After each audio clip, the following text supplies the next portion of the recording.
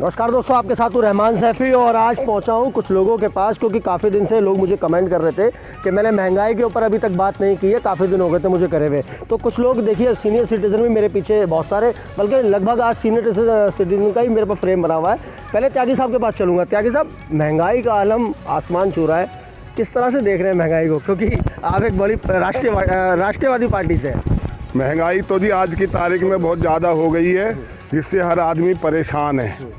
ठीक है, और पेट्रोल के दाम देखिए 73 रुपये से 100 रुपये के करीब पहुंच गए, डीजल भी पहुंच गया, उससे हर चीज़ों पे फ़र्क पड़ता है। दिल्ली सरकार पीछे छुड़ा रही है सारी बातों से, ये मैं कुछ नहीं कह सकता। और केंद्र सरकार तो साथ साथ पीछे छुड़ा वो रही तो कर ही रही है जी सारा।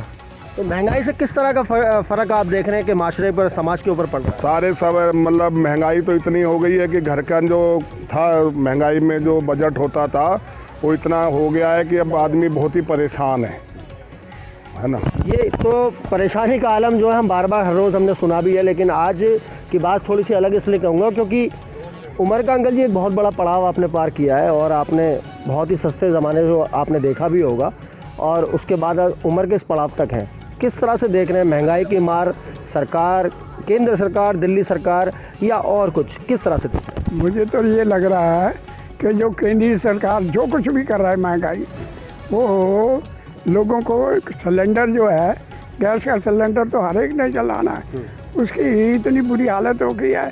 400 का भी लेते थे, अभी 800 का हो गया, 850 का। अभी मैंने खुद 820 रुपये दिए कल परसों उसको पानी पुनी गर्म करने के लिए। तो इसलिए मैं और क्या कहूँ, इस सरकार ने अंदर बैठ के अपने आप कानून बना लेते हैं, कोई किसी की नहीं पूछता।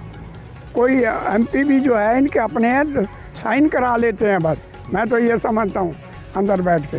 तो ये इस तरह से अगर महंगाई का आलम रहा तो देख लो, गरीब आदमी तो मारा जाएगा बस। किसान आंदोलन की वजह से तो कहीं महंगाई नहीं बढ़ रही? नहीं, बिल्कुल किसान आंदोलन को तो ये झूठ कह रहे हैं, झूठ के पलंदे हैं। तो इसलिए किसानों का इसमें कोई चक्कर नहीं है। ये सिर्फ अपने आप जो सरकार है सेंट्रल गवर्नमेंट, अब सेंट्रल गवर्नमेंट तो कोई कहता ही नहीं। हम आज तक इसको केंद्रीय सेंट्रल गवर्नमेंट कहते थे, अब तो सिर्फ मोदी सरकार कहते हैं। तो इसलिए मोदी सरकार सारे कानून बदल रही है और अंदर खाते बहुत कुछ हो रहा है। जो कुछ हो रहा है वो देश के लिए, हम तो अपनी उम्र भोग गए हैं। ये जो नौजवान हैं, लड़के लड़कियां हैं, इनकी बहुत बुरी दशा होगी। एक आखिरी सवाल अंकल मेरा आपसे, क्योंकि आपसे जानना बड़ा ज़रूरी है, क्योंकि आप बहुत अच्छे से उसका जवाब दे सकते हैं। बंगाल चुनाव होने वाला है, बिल्कुल अपनी आखिरी पायदान पर है। पूरी कैबिनेट केंद्रीय मंत्रियों की और केंद्र सरकार की पूरी वहाँ जा रही है, लेकिन किसानों के पास तक नहीं जा पा रही है, जबकि दिल्ली में किसान बैठे हुए, दिल्ली में पूरी सरकार है। ये तो रोज़ मैं जो ट्रिब्यून पढ़ता हूँ, लोक आवाज़, अगर मैं इन सारों को बता दूँ, ये सुन लें, ये मेरी सुनना बहुत मुश्किल है, और अगर ये सुन लें तो ये सारे के सारे आग बगोला होके मोदी के किनारे पे झुको के पास चले जाएं। समझाए कि नहीं? तो अब आप कहो जी आप चले जाओ, मैं कहाँ चला जाऊँ? मैं 86 साल का हो गया, मेरे से यहाँ से घर से इतनी दूर तक बड़ी मुश्किल से आता बस ताकि। तो इसलिए किसानों का ये जो वहाँ जा रहे हैं बंगाल का, मोदी ने प्रेस्टीज इशू बनाया हुआ है कि अगर मैं बंगाल को जीत लिया, सारी दुनिया को जीत लिया, हिंदुस्तान को जो जीत ही लिया। अगर मैं हार गया तो फिर मुझे सोचना पड़ेगा। कई जगह पे हार गए और कई जगह हारने की उम्मीद भी बैठ रही देश में। वो खुद खरीद लें। अगर ये बराबर की भी वोटें आ गई, ये 2-4 बंदे खरीद लेंगे तेरे मेरे को। पैसे की हर एक को ज़रूरत है, तो या लालच हो गया सबको, तो हमें वो लालच रहा नहीं, पेंशन मिलती है। क्या आपको लगता है, आपके नज़रिए से कांग्रेस पार्टी आकर सुधार कर सकती है अगर आ जाए? मैं पार्टी की किसी की बात नहीं करता। कोई भी पार्टी आ जाए, उसको कई साल लगेंगे ठीक करने में। जो कुछ मोदी ने कर दिया उसको कई साल लगेंगे ठीक करने में। कोई भी आ जाए, चाहे कांग्रेस आए, चाहे आप पार्टी आए, या कोई और बीएसपी है, एसपी। दोस्तों, कुछ महिलाएं भी मेरे साथ हैं, पूछूंगा ज़रूर उनसे भी। आंटी जी, आपसे भी जानना चाहता हूँ महंगाई को किस तरह से, क्योंकि आप एक गृहिणी हैं, रसोई आपके हाथ में है, महंगाई का सबसे बड़ा फ़र्क रसोई पर नज़र आता है, किस तरह का फ़र्क आ रहा है? सबसे पहले तो फ़र्क यही है जो गैस इतनी महंगी कर दी है दिन ब दिन। पहले कम रेट थे, अब ज़्यादा हो गए। डीजल देख लो, पेट्रोल देख लो और सब्जी वगैरह देख लो, सारी चीज़ ही महंगी हो रही है। आजकल सस्ता क्या है, बंदा ही सस्ता है, जिसको वो मार कर फेंक गए और चले गए, गाजर मूली की तरह बंदा हो रहा है। महंगाई तो बहुत ज़्यादा हो रही है, जो मर्जी सामान ले लो, कुछ ले लो, उसमें महंगाई है। कुछ लोग सरकार के ये भी कहते हैं चाहे सिलेंडर 2000 का हो जाए, जनता तो फिर भी खरीदेगी। तो मजबूरी के लिए सब कुछ करना पड़ता है। रोटी तो बनानी है ना गैस पर, जो सिलेंडर नहीं होगा तो रोटी कैसे बनेगी, काम कैसे रसोई का चलेगा। चाय बनानी है, सारे काम ही रसोई में है। गैस के बिना तो कोई काम हो ही नहीं सकता, चाहे सस्ता हो चाहे महंगा हो, हर किसी ने खरीदना ही खरीदना है। आंटी जी आपसे भी ये बात जानना चाहूँगा। गैस तो है ही महंगी, पेट्रोल डीजल भी महंगा है, और ये किसानों की सुनते नहीं है, तो आना जाना भी कहीं बंद हो रखा है। बॉर्डर के रोक, किसान तो कह रहे हैं इस बात को, हमने सारे रास्ते खोल रखे हैं। कहाँ खोल रखे हैं?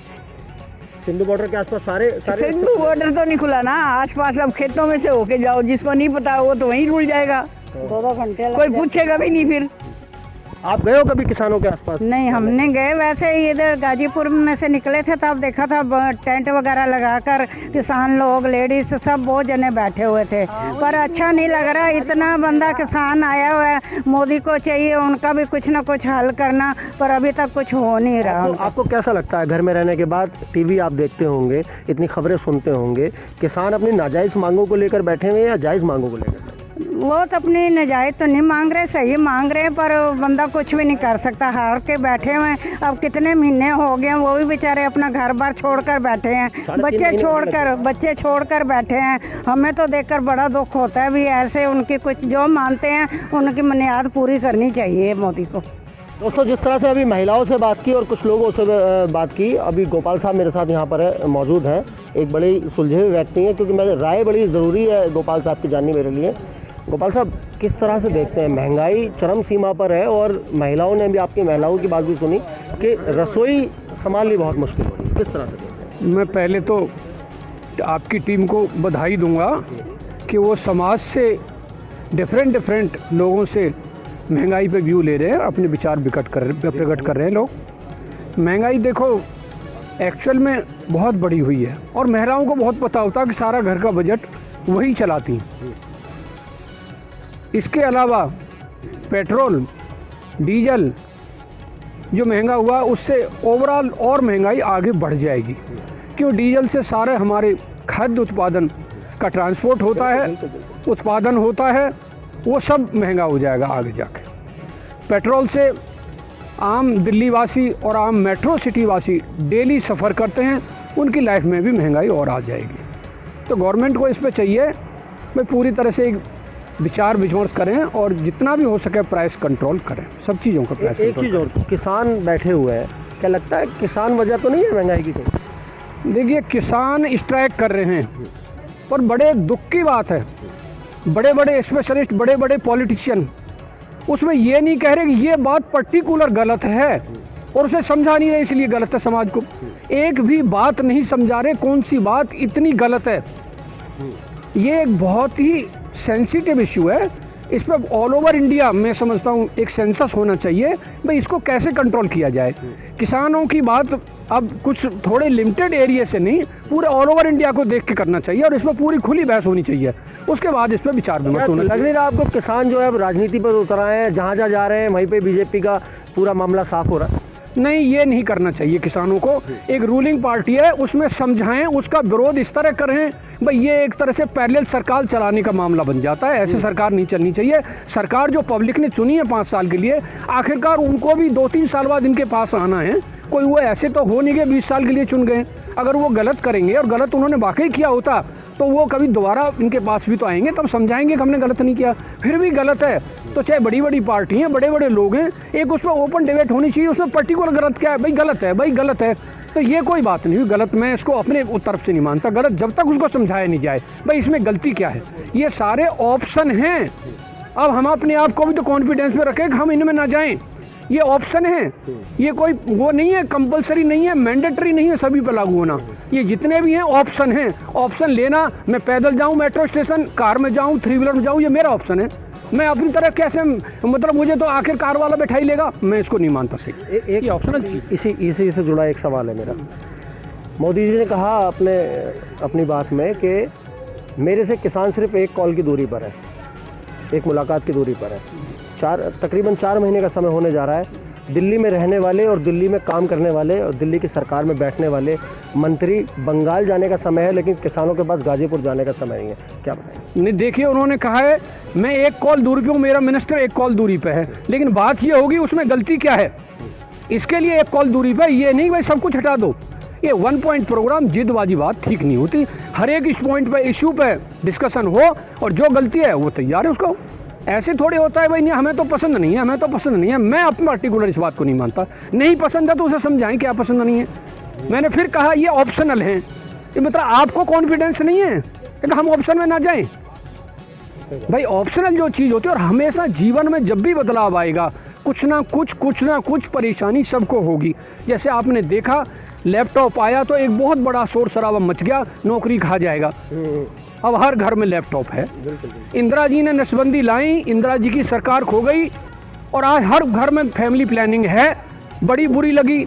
और एक नारा आया था इंदिरा संजय बंसीलाल, नसबंदी के 3 दलाल, और सरकार चली गई। तो जब तक हम उसके डीप ना जाएं, उसको देख लें साल 2 साल, भाई ये चीज़ जो सुधार जो आए ये कम से कम 1995 या उससे भी पहले कभी एग्रीकल्चर में सुधार नहीं हुए। अब ये गलत है या सही है, जब तक इन पर थोड़ा एक्सपीरियंस नहीं किया जाएगा, जब तक ये नहीं देखे जाएंगे, तब तक मेरा मन तो ये कहता है उसको गलत कहना गलत है, और पर्टिकुलर बताना कि भाई ये गलत है, इसे तो बताएं। तो मैं तो इसको ज़्यादा, जब तक इस पर कोई बड़ी डिबेट ना हो और गलतियाँ निकल के ऊपर ना आए, तब तक मैं नहीं समझता इसमें कोई गलती है। दोस्तों आपने देखा जिस तरह से मैंने महिलाओं से बात की, सीनियर सिटीजन से बात की और अभी गोपाल साहब से बात की। एक नवयुवक लड़की मेरे साथ है यहाँ पर, मैं ज़रूर बात करूँगा क्योंकि बात करनी बड़ी ज़रूरी है। युवाओं की जो सोच है वो किस तरह की इस महंगाई को मामले को लेकर किस तरह से देखती हैं महंगाई को। महंगाई का मामला बहुत ज़्यादा बढ़ रहा है घरों में, पर परेशानी का आलम शायद अभी आंटी जी ने बताया मुझे, किस तरह से? महंगाई तो है, महंगाई बहुत है, आसमान छू रही है। आप कोई भी चीज़ ले लो, खाने से लेके आप रोज़मर्रा की कितनी सारी चीज़ें यूज़ करते हो, आप कोई भी चीज़ ले लो उसके दाम हाई हैं। महंगाई कोई भी सरकार आएगी महंगाई रहेगी। अब महंगाई तो हर उसमें रहेगी, ठीक है। और जो है कि हमें अब उस चीज़ से कैसे डील करना है ये आपको पता होगा, ठीक है। अब क्या चीज़ें हैं कि जैसे हम लोग अब रोज़ जो चीज़ें यूज़ करते हैं, कितनी सारी चीज़ें हैं जो इनके रेट इतने हाई हैं, ठीक है। I am not in the support, I am not against with this, okay. So I just want to say this thing कि अब जो भी है महंगाई तो कोई भी सरकार आएगी वो रहेगी। तो महंगाई के लिए आप कोई एक सोल्यूशन नहीं है, कोई एक वो कंक्लूजन नहीं है। आपको जो है उसको एक्सेप्ट एज इट इज़ करना पड़ेगा। अगर सिलेंडर 2000 रुपये का हो जाए तो आप एक्सेप्ट नहीं, एक लेवल से हाई हो जाता है, then we are going to react on that particular topic. But अभी जो है कि अभी जो जितना भी है सब, नॉट इवन अस ओनली, सभी कर रहे हैं फील। कंट्री में कितने, मतलब इंडिया में कितने लोग हैं, सारे ही अब आम जनता को उस वक्त में क्या करना चाहिए अगर सिलेंडर इस रेट से बढ़कर ऊंचे रेट पर पहुंच जाता है? हाँ, then we are going to react on that particular, क्योंकि एक हाई लेवल चला जाएगा, then we are going to particularly react on that. लेकिन अभी आई थिंक कि सरकार और भी चीज़ें कर रही है। आप देखिए कितने बड़े बड़े टॉपिक्स हैं, अगर मैं आपको बताऊं तो। बताइए आप। हाँ, जैसे कितने सारे ऐसे बड़े टॉपिक्स हैं जिस पे सरकार ने बहुत सारा मतलब काम भी किया है, ऐसी बात नहीं है काम नहीं किया। अब एक ये हो जाती है कि अगर जो मोदी सरकार है वो बड़े बड़े टॉपिक्स को लेके ज़्यादा मेन काम कर रही है एज़ कम्पेयर टू। किसानों का मुद्दा आपको छोटा लगता है या बड़ा लगता है? नहीं, ये बड़ा टॉपिक है, लेकिन सरकार ने बात नहीं करी है, करी है। जितनी बार बात हुई है फेल हुई, उसका कोई रिजल्ट नहीं। वो अपना समाधान निकाल रहे हैं। आपने शायद वो डिबेट उनकी नहीं देखी या अपने मीटिंग नहीं देखी। उन्होंने कितनी मीटिंग्स करी हैं, सिर्फ और सिर्फ मोदी जी ने ये भी बोला है कि अगर किसानों को कोई प्रॉब्लम है तो किसान विभाग जो है वो उनके हमेशा उसे सहायता ही करेगा उनका।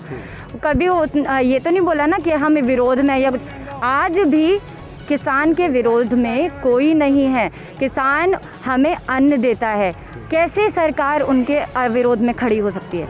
तो मैं ना सपोर्ट में हूँ ना मैं। क्या नाम है आपका? जी, संस्कृति तिवारी। संस्कृति, अभी सरकार विरोध में नहीं है, बात मैं मान लेता हूँ, लेकिन फिर विरोध में कौन है किसान के, क्योंकि किसान 4 महीने से बैठे हैं, पूरी ठंड उन्होंने अपने सर पे उतारी है, अपने परिवारों को छोड़कर एक जगह पर। आप देख रहे हैं गाजीपुर में किस तरह का आलम है, रोड पर निकलने की जगह नहीं, हम भी मानते हैं इस बात को, लेकिन वो अपनी मांगों के लिए वहाँ बैठे हैं, कोई सुनने वाला नहीं है उनकी। तो इसके लिए उन्होंने सिर्फ अपनी बात एक ही रखी है कि तीनों जो कानून है वो वापस लिए जाएं, सरकार ने अभी तक नहीं लिए, इसलिए वो बैठे। वो इसलिए नहीं लिए हैं कि अभी सरकार उसके ऊपर काम कर रही है। सीधी सी बात है, कोई चीज़ होती है तो उसके ऊपर आपको काम करने में टाइम लगेगा। सरकार भी धीरे धीरे कर रही है और वो करेगी, और ये मेरा पक्का मतलब मेरे को विश्वास है सरकार पे, वो करेगी।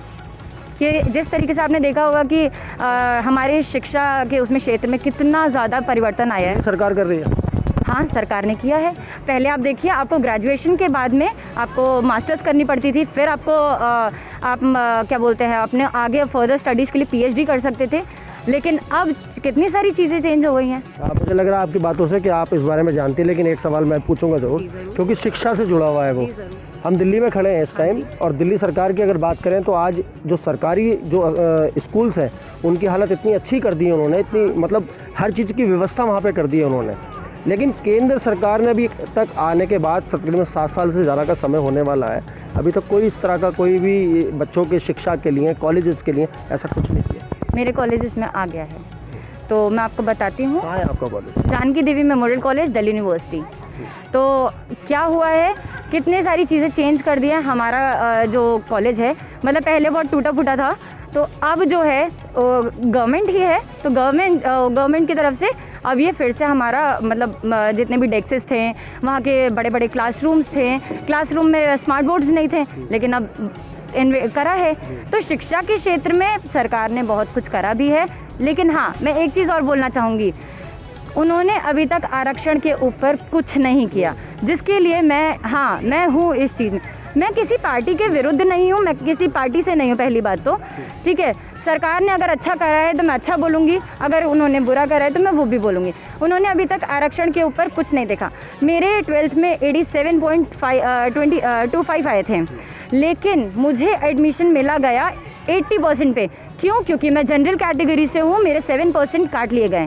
तो इसके लिए, और SC ST OBC जो हैं उनको 10% दिया गया एक्स्ट्रा। क्यों? हम भी तो उतना ही पढ़ाई कर रहे हैं और वो भी उतना ही पढ़ाई कर रहे हैं, तो उनको एक्स्ट्रा मुद्दा बड़ी बात है। हाँ। लेकिन यहाँ पर बात को कंटिन्यू ज़रूर करूँगा अगले कार्यक्रम में, आप देखेंगे दोबारा इस पूरी खबर को, क्योंकि खबर ऑलरेडी बहुत लंबी हो चुकी है। तो दोस्तों, अगले मुद्दे पर, इसी महंगाई के मुद्दे को आगे बढ़ाते हुए दोबारा मुलाकात होगी। जय हिंद, जय भारत, जय संविधान।